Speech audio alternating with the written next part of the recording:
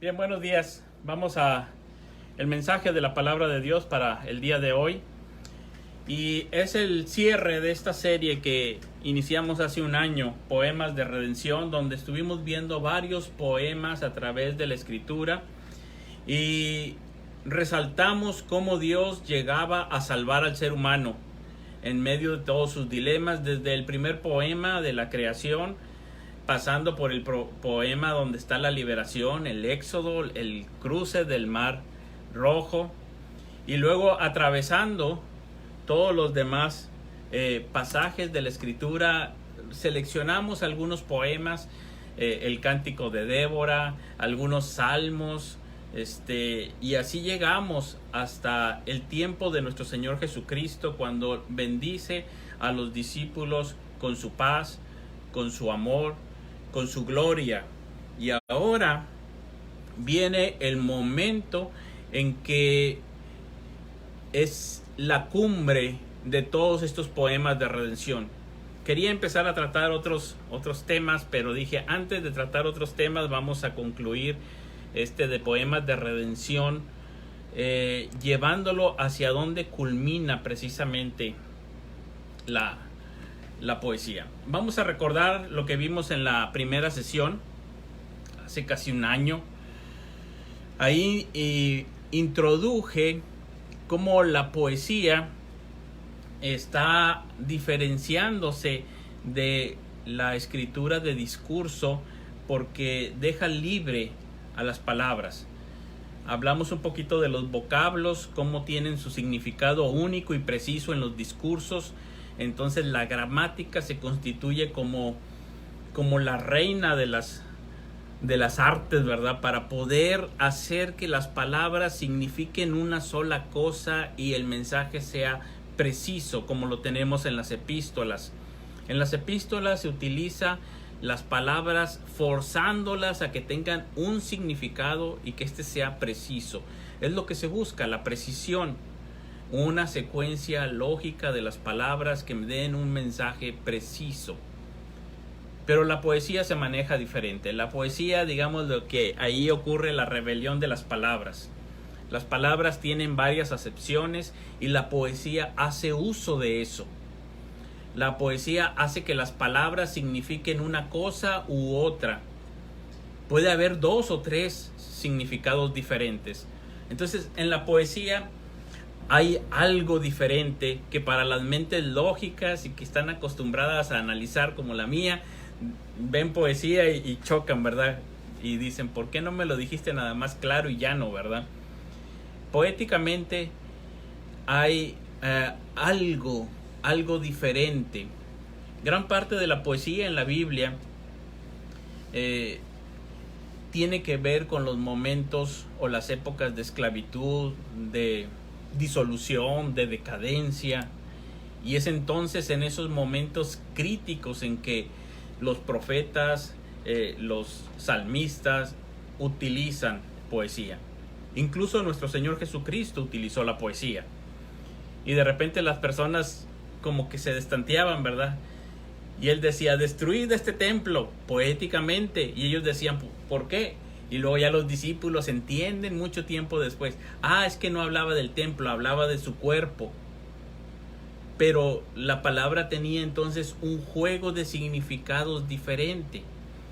Además, la poesía, además de tener este juego de significados que lo hace precisamente atractivo, también tiene una involucración muy intensa de los sentimientos.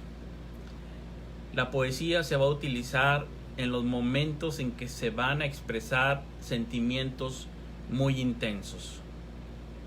Y aquí se va a conjugar en la poesía las imágenes verbales, el uso de las palabras, en esa rebelión de las palabras con diferentes acepciones, y incluso en algunas ocasiones un poco de humor en ese juego de palabras, y un ritmo.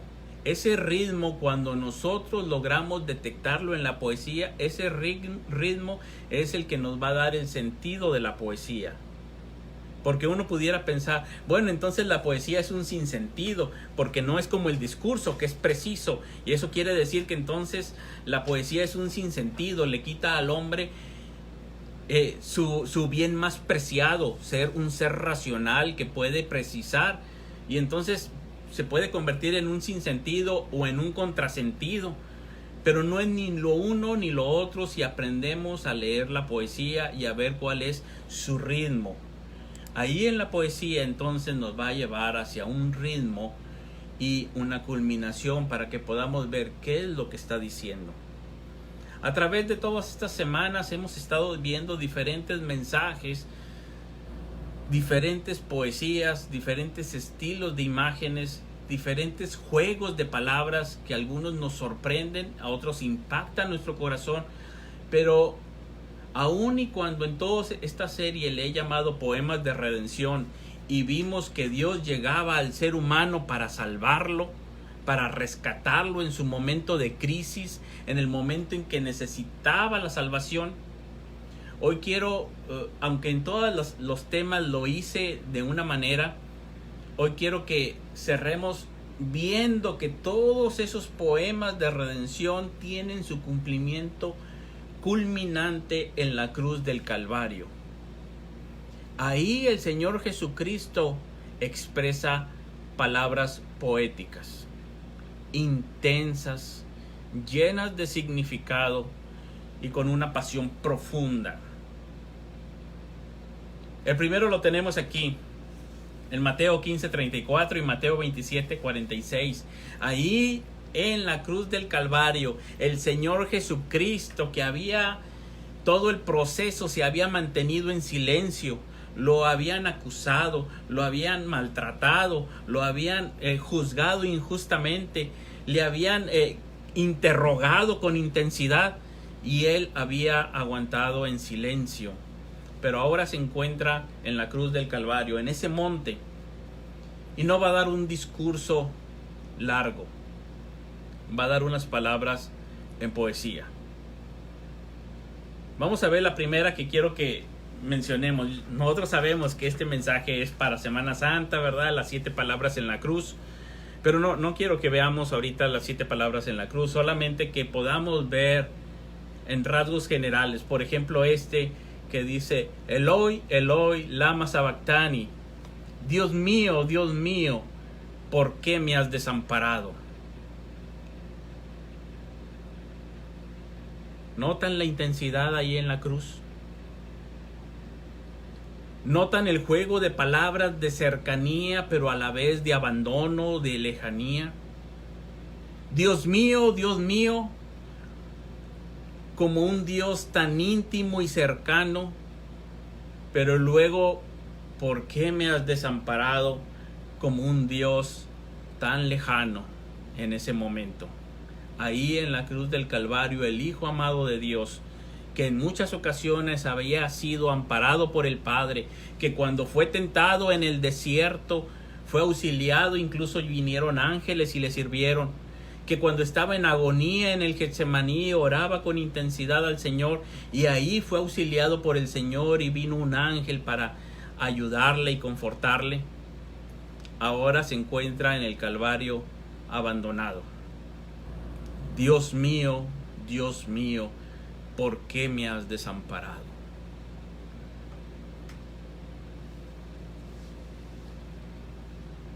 Estas palabras no son originales. Algunas personas piensan que para que las oraciones sean intensas, oídas por Dios, tienen que ser originales, pero el Señor está recitando el Salmo 22, que ya lo hemos analizado en otras ocasiones en Semana Santa. Él no está diciendo palabras originales, sino que está recitando un pasaje de la Escritura, pero no por eso no es real, intenso, cercano, genuino. Dios mío, ¿por qué me has desamparado? Hasta aquí nosotros, dando un leve repaso de los poemas de redención, nos habíamos acostumbrado a que Dios llegaba a auxiliar a su ungido, a auxiliar a su pueblo. Dios llegaba a salvar a su pueblo en el momento justo. cuando ya no podían, cuando no tenían fuerzas, cuando se encontraban en el peor momento, ahí llegaba Dios y los salvaba, y celebrábamos, echó en el mar al jinete y al caballo, sí, derrotó al poderoso Císara, sí, celebrábamos que cuando en angustia estaban, Dios los había sacado. Y celebrábamos, nos habíamos acostumbrado vez tras vez, a través de todos estos poemas, nos habíamos acostumbrado que había redención de parte de Dios, que Dios llegaba y auxiliaba en el momento preciso. Pero ¿qué pasó?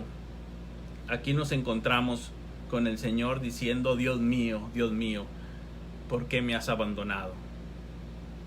Y todavía los que estaban al pie de la cruz decían: espera, vamos a ver si viene Elías a salvarle. Vamos a ver si ocurre algo y llega alguien para que le rescate. A otro salvó, vamos a ver si alguien viene a salvarlo a él. Nosotros ya habíamos visto así brevemente un listado: el poema de la creación, el poema de salvación en Éxodo 15, el poema de bendición de Números 23, el poema de bendición de Deuteronomio 33, el de perdón del Salmo 32, el de misericordia del Salmo 86, el de Sión del Salmo 87, el poema de batalla de Jueces 5, el poema de vida de Eclesiastés 5 y 6, el poema de amor de Cantares 8, como Dios viene y rescata, el poema de refugio del 62, el de majestad del 93, la paz de Cristo, el amor de Cristo, la gloria de Cristo. Habíamos visto todos estos poemas de redención y Dios llegaba. Pero no era sin un costo, sin un precio. Y ese precio lo paga Cristo en la cruz. Gracias a que Él ahí en la cruz es abandonado, es que nosotros tenemos estos poemas de redención. Ahora ese es un poema, es una pregunta retórica, no es para mentes analíticas que quieran responder a la pregunta y entonces empezar a formular teológicamente por qué Dios abandonó al Hijo. No es la intención del evangelista, ni de Marcos, ni de Mateo, que nosotros pongamos ahí una respuesta. Las respuestas van a estar formuladas en las epístolas, allá en Romanos, en Efesios, en Hebreos, vamos a encontrar respuestas. Pero aquí la intención de la pregunta no es una respuesta, está mostrando la agonía de Cristo, una agonía real e intensa en la cruz del Calvario. Dios mío, ¿por qué me has desamparado? Dios distante, lejano, porque Cristo está ahí llevando nuestros pecados sobre su cuerpo en el madero. Ahí está siendo hecho maldición para que tú y yo seamos benditos de Cristo. Ahí Él está llevando toda nuestra maldad. Ese es el glorioso evangelio por el cual ahora nosotros somos salvos. Después el evangelio de Juan, capítulo 19, versículo 28, nos dice que da otra palabra breve, poética: tengo sed. Tengo sed como una expresión de un deseo intenso por algo, un deseo profundo, intenso por algo, y aquí dice: tengo sed. Después de todo lo que había sucedido en el Calvario, después de todo lo que Él había pasado, podemos imaginar que realmente tenía sed. Podemos encontrar muchas explicaciones físicas que nos lleve a pensar que esa sed era física debido al sufrimiento. Pero también podemos pensar un poco más allá en forma poética, como ese ritmo de la poesía nos lleva a estar expectantes, y entonces Él declara: tengo sed. Sabemos que viene algo grande, y todos están pensando, viendo, lo están escuchando, están atentos, y entonces dice: tengo sed. Sabemos que todavía no es el final, pero aquí hay algo que nos lleva a esperar. Y esa palabra de poesía genera expectativa. Esa sed podemos pensar como algo físico y preguntarnos, ¿le darán de beber algo?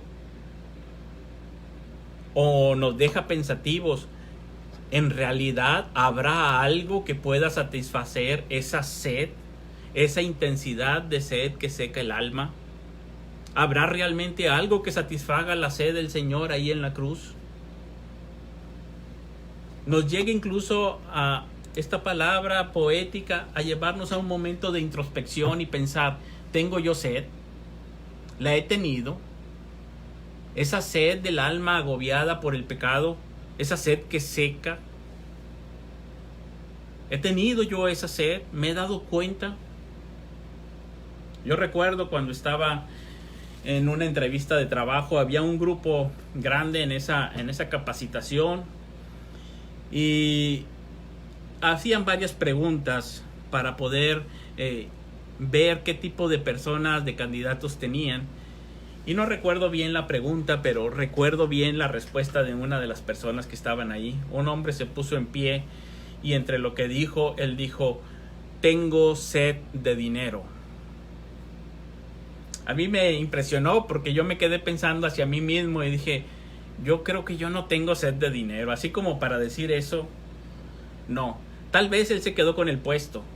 Tal vez era la persona indicada en una ciudad como la nuestra, totalmente materialista, que esa persona iba a hacer cualquier cosa por el puesto y por lograr los objetivos de la empresa. Tal vez sí.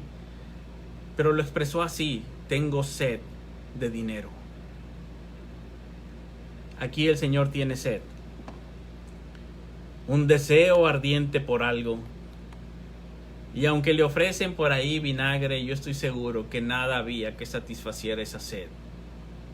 El salmista decía, tengo sed de Dios, del Dios vivo. ¿Cuándo vendré y me presentaré delante de Él?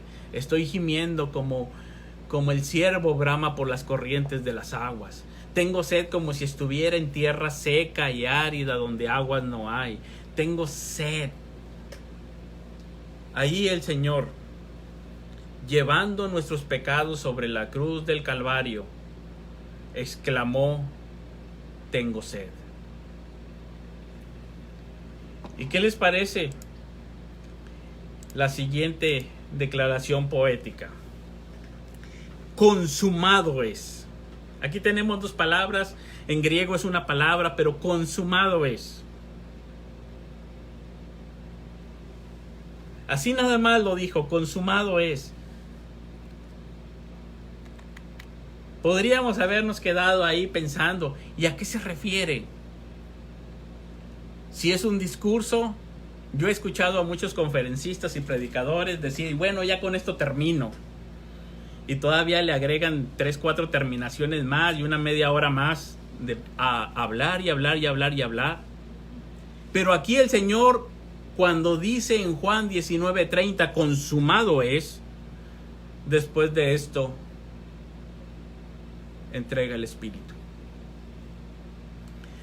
¿Lo ven? Hasta si fuera solamente de un discurso diríamos consumado es, y qué belleza y elegancia de terminar terminando con la palabra terminar. Y no hay más. Consumado es. Pero está consumando algo más grande. Algo que traspasa nuestros tiempos y nuestras vidas hasta el inicio. Está consumando algo que inició y que se puso en marcha desde el inicio de la historia de la humanidad, cuando el pueblo de Dios cayó en pecado, Adán y Eva, y empieza una historia de redención que es consumada en la cruz del Calvario. Consumado es algo mucho más grande. Y entonces aquí tenemos a nuestro Señor concluyendo de una vez y para siempre con el juicio de Dios. Ya Dios había manifestado su juicio en varias ocasiones, en Egipto, en los tiempos en el desierto, en los tiempos de los jueces, en la cautividad asiria, en la cautividad babilónica, en la destrucción del templo, pero aquí hay redención en Jesucristo. En Cristo Dios nos muestra su misericordia y nos salva. Aunque el fin no es la salvación del hombre, sino la gloria de Dios, el poder llevarnos nuevamente a ese día séptimo del que vimos en el primer poema, que somos creados para la gloria de Dios, y aquí lo está volviendo posible, está consumando todo aquello que no lo había logrado nada. A través de toda la historia de la humanidad, nosotros habíamos visto que Dios es santo, su nombre es glorioso y que Él ama su gloria. Por otro lado, veíamos que Dios ama al ser humano y lo quiere redimir, pero el ser humano es pecador. Y eso significa que atenta contra la gloria de Dios, menosprecia la gloria de Dios, está destituido de la gloria de Dios. ¿Cómo unir estas dos cosas? Que el ser humano sea salvado, pero que también Dios sea glorificado. Y a través de todos estos poemas de redención habíamos visto una obra inconclusa, que llevaba un ritmo, que llevaba 2 líneas que no se reconciliaban aún. 2 líneas que todavía no eran reconciliadas, pero que había promesa de que sería así. Y había muchas señales y símbolos de que esto se iba a reconciliar un día, de que Dios iba a salvar a los pecadores que ofenden su gloria, pero a la vez se iba a exaltar la gloria de su nombre, de que sus pecados iban a ser perdonados, pero a la vez Él sería mostrado como justo y el que justifica, como un Dios amoroso y misericordioso, pero a la vez un Dios justo y santo. Y a través de la historia, en los poemas de redención, parecía una obra inconclusa, como cuando un músico, un pianista, una orquesta nos lleva en la música y parece que va a llegar a su clímax y no llega, y se regresa y vuelve a tocar y vuelve a tocar y vuelve a tocar, y parece que otra vez nos lleva a su clímax y nos deja inconclusos, y crea en nosotros una ansiedad, una expectativa, una sed de que hay algo que debe de concluirlo. Debe de haber un momento donde llegue ese clímax que culmine toda esa obra de redención a través de los siglos. Y es ahí en la cruz del Calvario donde Cristo dice: consumado es. Y sentimos y sabemos que ahí era donde todo estaba pagado, restaurado, concluido. Y sabemos y sentimos que ahí es y que no hay nada más que hacer. Y sentimos ese descanso como el del peregrino de Bunyan, que deja caer su saco que está en la espalda y puede ser libre. Y dice: consumado es. Hemos terminado. Consumado es. Ahora nosotros somos libres de una vez y para siempre. Todo había sido anunciado. Todo estaba caminando hacia allá. Pero aquí llega el momento y queda consumado con las palabras: consumado es. Dice Octavio Paz en El arco y la lira: solo el que ha vivido intensamente puede ser dramático. Sí, si alguien no ha vivido intensamente, ya cuando se está muriendo no se puede poner dramático. Dices: ay, pues si realmente ni vivías, ni disfrutabas la vida, estabas pero no estabas. Pero el Señor Jesucristo, con toda esta intensidad, sus palabras en el Calvario, poéticas, intensas, son tan dramáticas que impactan nuestra alma. Que ahí puede Él decir: ¿por qué me has desamparado? Porque Él sabía lo que era la comunión con Dios.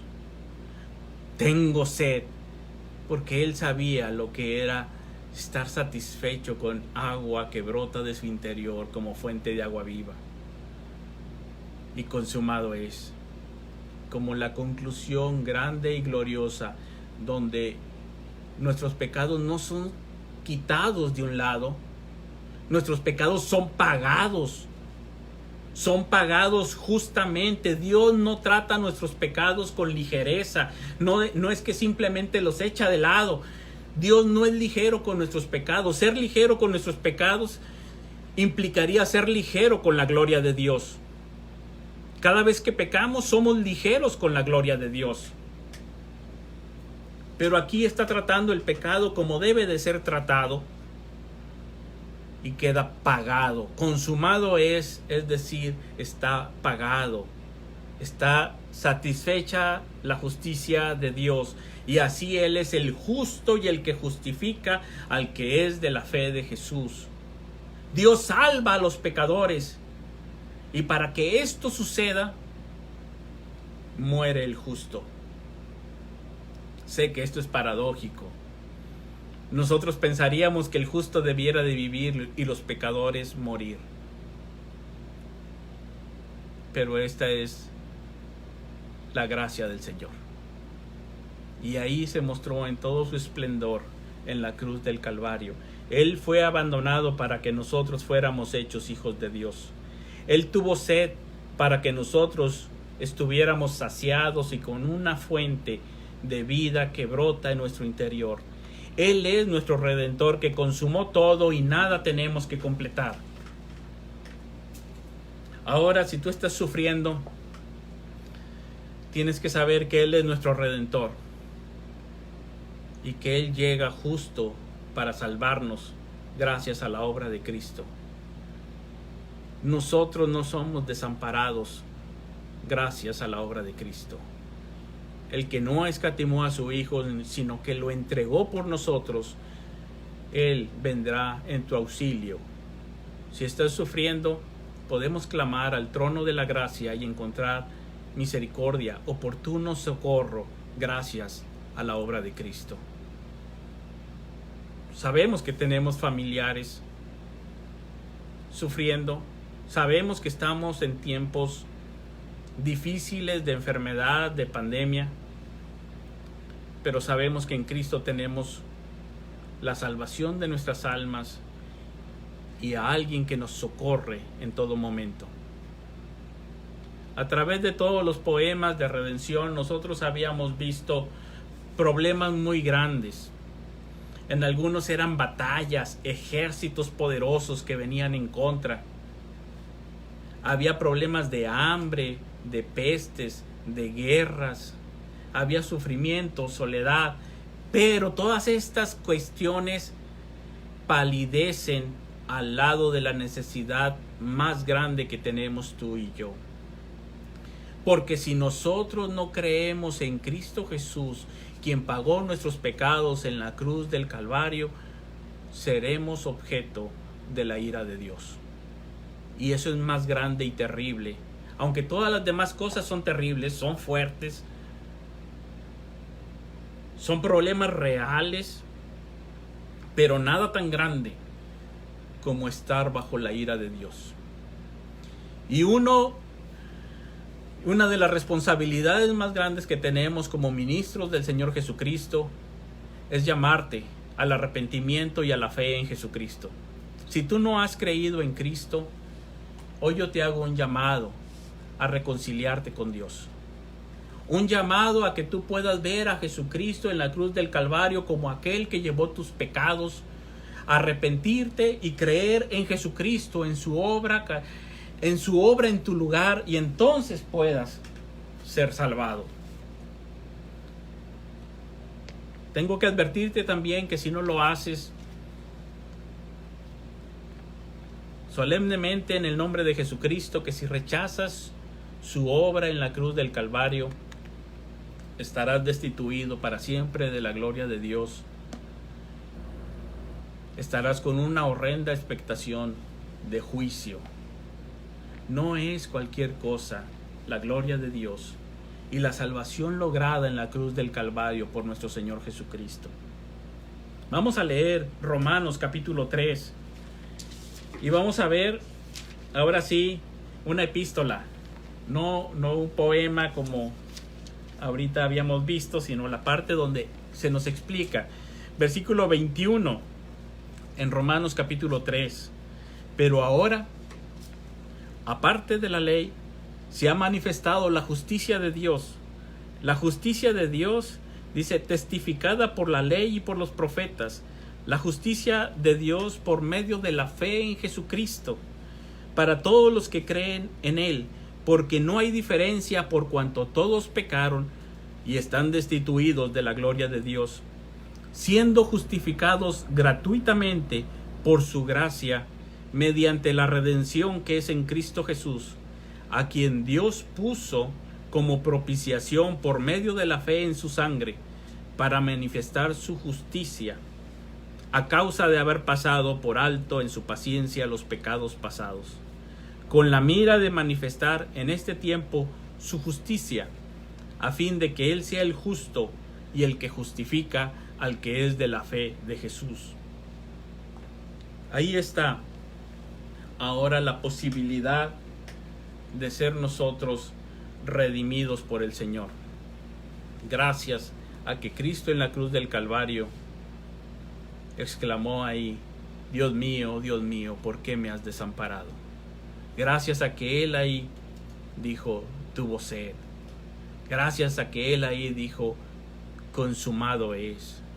Y de ahí brota una fuente de salvación para ti y para mí hasta el día de hoy.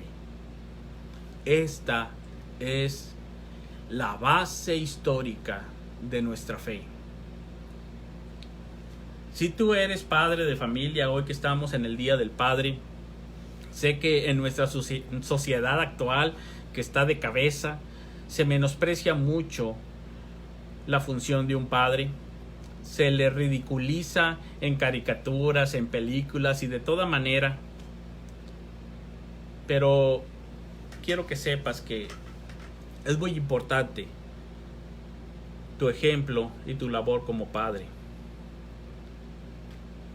Da un ejemplo a tus hijos de fe en Jesucristo, de una fe firme, confiado en el Señor. Que tú puedas decir, yo creo en Cristo. Ora por tus hijos, como el apóstol Pablo que decía, oro por mis hermanos, los que son israelitas según la carne, y mi oración por ellos es para salvación. Ora por ellos para salvación, que el Señor impacte sus corazones con el Evangelio. Sí, hay muchas cosas que puedes hacer por ellos para que ellos sean mejores y desarrollen sus destrezas, sus habilidades, su intelecto, sus capacidades, que su vida pueda ser desarrollada en piedad, en honestidad, en fidelidad, pero ora por ellos para salvación. Que ellos puedan ver estas palabras del Señor Jesucristo y que su alma quede impactada y que ellos puedan creer en Cristo para salvación. Que el Señor te bendiga como padre en tu labor. Sea como somos, seres humanos frágiles y con todas las debilidades y fallas que podamos tener, pero que podamos nosotros dar un testimonio en nuestros hijos. Cristo es mi Salvador. Cristo es mi Redentor. Ama a Cristo. Ama a Cristo por encima de todas las cosas. Ama a Cristo con intensidad y ora por tus hijos para salvación. Poemas de redención, todos apuntan a poemas en el Calvario. Hay otras frases poéticas ahí. La última es cuando dice, Padre, en tus manos encomiendo mi espíritu. Ya no las veremos. No es la intención. La intención es ver cómo todo esto llevaba al Calvario y ahí se juntan las dos líneas y entonces ahora nosotros podemos ver la salvación realizada, consumada y aplicada a nuestras vidas. Llegará un día en que esto sea perfeccionada, total, donde ya no estemos con la presencia del pecado y gozando, alabando a nuestro Salvador, cantando a su gloria, cantando a su glorioso nombre, porque Él es nuestra roca en la cual confiamos. Y en los momentos en que pasemos por esta vida y tengamos algunas dificultades, recordemos, Él es nuestro poderoso Salvador. En cada una de las dificultades y cada una de las batallas, repasemos estos poemas de redención. Tal vez después retomemos la serie, pero no quería terminarla sin llegar a este momento del Calvario, a este momento en el que el Señor une en esta culminación la gloria de Dios y la salvación de hombres impíos que habían atentado, que respiraban contra la gloria de Dios a cada instante.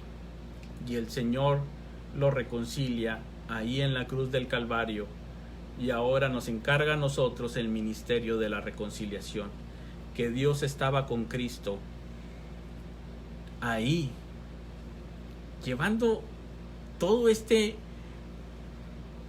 trabajo de redención para que tú y yo ahora seamos hijos de Dios. No hay más. El Evangelio de Juan nada más dice: están los que no le recibieron y los que sí le recibieron. El Señor vino y los que no le recibieron siguen en condenación y la ira de Dios está sobre ellos. Y los que sí le recibieron, los que creen en su nombre, les dio potestad de ser hechos hijos de Dios. Bendito nuestro glorioso Salvador. Vamos a orar. Gracias, Dios, te damos por tu grande salvación. Gracias, Señor, por nuestro Salvador Jesucristo, por su obra en la cruz, por su muerte, su resurrección, y porque ahora nos has dado tu Santo Espíritu en nosotros, un corazón nuevo para andar en tus caminos. Nos has salvado, nos has transformado, y un día, Señor, estaremos contigo también para adorarte, glorificados como en tu presencia para siempre. Señor, ayúdanos. Ayuda a cada uno de los padres en esta iglesia, en su labor para con sus hijos. Dales de tu gracia. Señor, ayúdanos a amarte a ti por encima de todas las cosas, para honrarte a ti, para poder atesorar en nuestro corazón este glorioso evangelio y transmitirlo con palabras y modelado a nuestros hijos y a aquellos que están a nuestro alrededor. Gracias por esta grande salvación en Jesucristo. Y aquellos que no te conocen, obra en ellos. Haz sensible su corazón al llamado de tu evangelio, que ellos también puedan venir a la comunión con Jesucristo, contigo y con tu iglesia. En el nombre de Jesucristo. Amén. Bueno, bendiciones, hermanos.